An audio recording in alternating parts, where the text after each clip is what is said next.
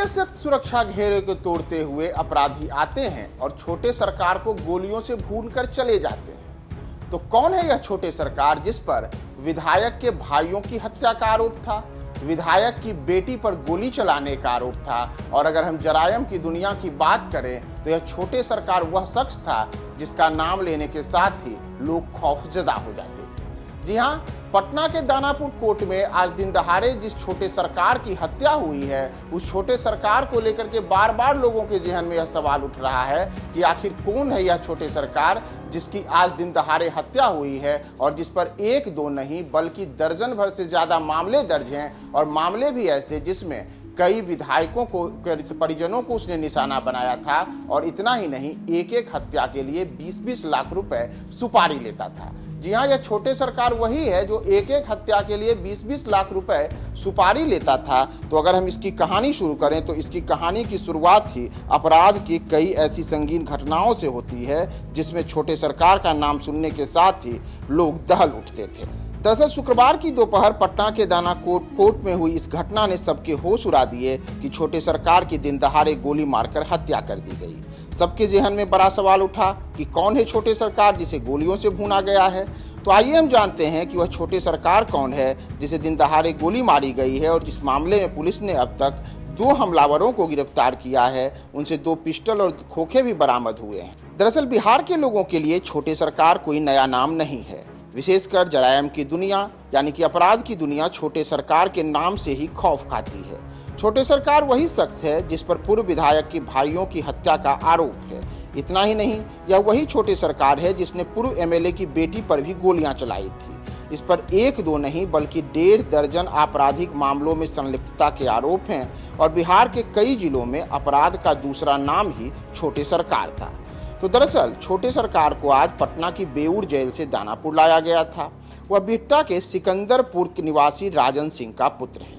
जी हाँ, वही जो छोटे सरकार है यह पटना के ही बिहटा थाना क्षेत्र के सिकंदरपुर का निवासी राजन सिंह का पुत्र है। और माँ बाप ने तो इसका नाम अभिषेक रखा था, लेकिन अपराध की दुनिया में जैसे जैसे इसके कदम बढ़े वैसे वैसे इसका नाम भी छोटे सरकार पर गया और वह कई हत्याकांड का आरोपी हो गया।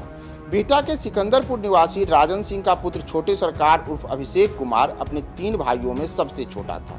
बिहटा थाना में ही इसके खिलाफ आधा दर्जन से ज्यादा मारपीट और छीना झपटी के मामले दर्ज रहे। वहीं नौबतपुर, मसौढ़ी और जहानाबाद थाना में भी हत्याकांड के कई मामलों में यह आरोपी रहा। छोटे सरकार अपराध की दुनिया में पटना के सबसे खूंखार सुपारी किलर में एक था। बताया जाता है कि जब 31 मई 2022 को पटना के पत्रकार नगर थाना क्षेत्र में काली मंदिर रोड पर अरवल के पूर्व विधायक चितरंजन सिंह के 2 सगे भाई शंभू सिंह व गौतम सिंह की हथियारबंद अपराधियों ने गोली मारकर हत्या करी, तो इस मामले में भी छोटी सरकार का नाम आया।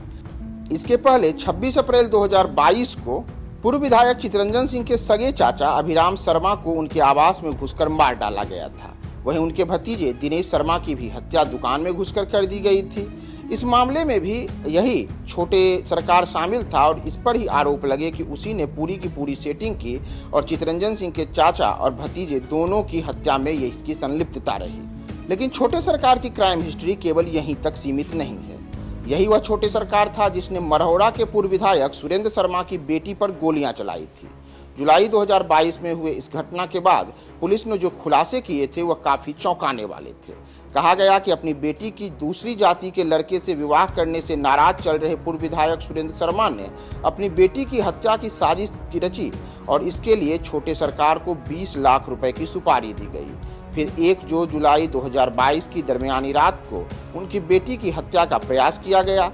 पटना के श्री कृष्णापुरी थाना क्षेत्र में विधायक की बेटी पर गोलियां चलाई गई। हालांकि निशाना सही नहीं लगने से वह बच गई और इसके बाद ही पुलिस ने छोटे सरकार को उसके 2 साथियों के साथ गिरफ्तार किया। तो इसके क्राइम की हिस्ट्री की सारी परतें खुली, जिसमें पता चला कि छोटे सरकार न केवल यह इन 2 मामलों में संलिप्त रहा है बल्कि इस पर तो कई गंभीर आरोप हैं और यह कई हत्याकांड को अंजाम दे चुका है। और क्राइम की दुनिया में मशहूर है कि छोटे सरकार जिसे भी गोली मारता था उसकी कनपटी पर निशाना लगाता था, यानी जिसे छोटे सरकार ने ठोका उसके बचने की कोई संभावना ही नहीं रहती। छोटे सरकार पर ऐसे एक दो नहीं, बल्कि जैसा मैंने आपको बताया कि करीब 1.5 दर्जन आपराधिक मामलों में इसकी संलिप्तता रही।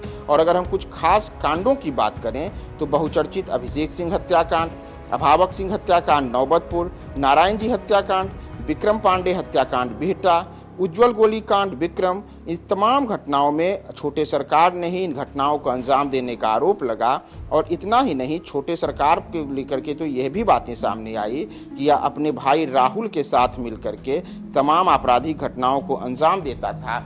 और इसी वजह से अपराध की दुनिया में छोटे सरकार केवल कुछ समय में के दौरान ही अपने आप को काफ़ी चर्चित करने में मशहूर रहा।